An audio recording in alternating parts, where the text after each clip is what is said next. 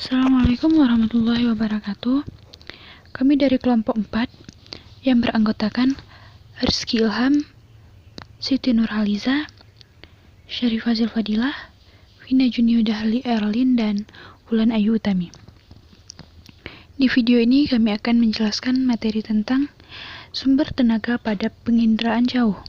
Mata kuliah penginderaan jauh, dosen pengampu Bapak Hendra Saputra MPD. Sumber tenaga pada penginderaan jauh dibedakan menjadi 3. Yang pertama, sistem dasar pancaran tenaga termal. Yang kedua, variasi pancaran sensor dan detektor.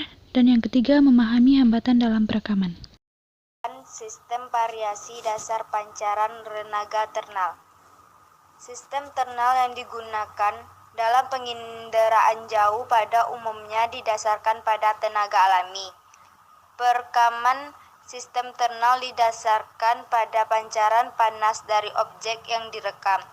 Alat penyiar, scanner, sistem ternal tidak tergantung dari keadaan cuaca karena setiap objek atau benda memancarkan panas yang berbeda.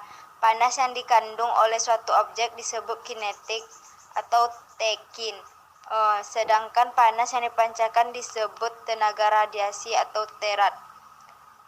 Suatu benda merupakan ukuran untuk memancarkan panas dan tenaga yang direkam adalah tenaga radiasi. Suhu yang merupakan titik pancaran es adalah 0 derajat Celcius, tetapi digunakan untuk pancaran adalah derajat Kelvin karena suhu pada kurang 273 derajat Celcius sama dengan 0 derajat Kelvin merupakan batas ukuran ada dan tidak adanya gerak partikel.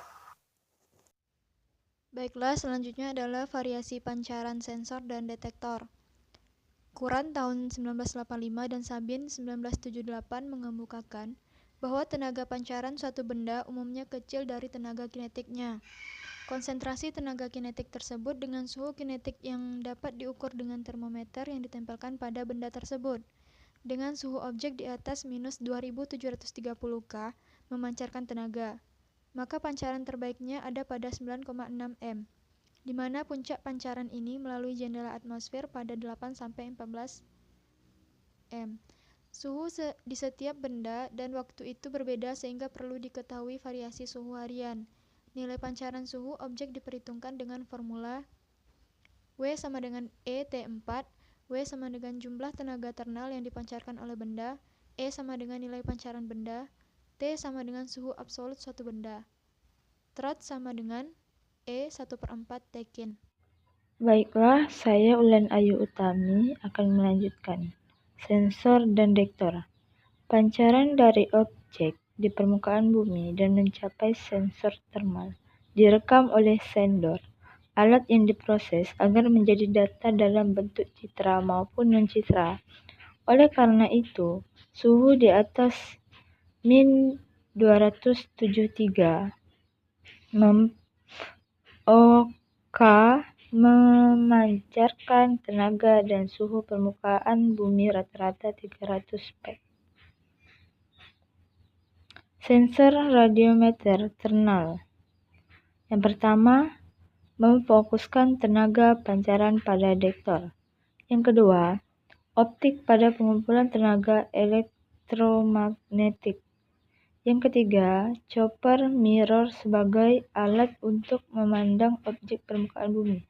Yang keempat, acuan suhu dipanaskan secara elektrik. Yang kelima, tenaga dan objek maupun suhu acuan disaring oleh filter untuk memperoleh tenaga elektromagnetik yang dikehendaki. Yang keenam, detektor berfungsi sebagai pengubah tenaga pancaran menjadi sinyal elektrik. Terbagi menjadi 2, detektor ternal dan detektor kuantum. 3. Memahami hambatan dalam perekaman. Penginderaan jauh sering dinamakan sebagai suatu sistem gambaran objek permukaan bumi. Merupakan hasil interaksi antara tenaga dan objek yang direkam. Tenaga yang dimaksud adalah radiasi matahari. Tetapi, perekaman tersebut dilakukan pada malam hari, dibuat tenaga buatan yang dikenal dengan tenaga pulsar. Penginderaan jauh yang hanya menggunakan sumber tenaga matahari sering pula dinamakan dengan penginderaan pasif. Di dalam jendela atmosfer, ada hambatan atmosfer yaitu serapan dan pantulan.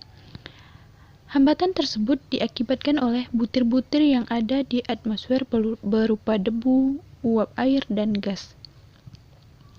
Hamburan adalah pantulan ke segala arah yang disebabkan oleh benda-benda permukaan kasar dan bentuknya tidak menentu atau benda-benda kecil yang berserakan, bagian dari spektrum elektromagnetik yang mampu menembus atmosfer dan sampai ke permukaan bumi disebut jendela atmosfer. Jendela atmosfer yang paling banyak digunakan adalah spektrum tampak yang dibatasi oleh gelombang 0,4 mikrometer hingga 0,7 mikrometer.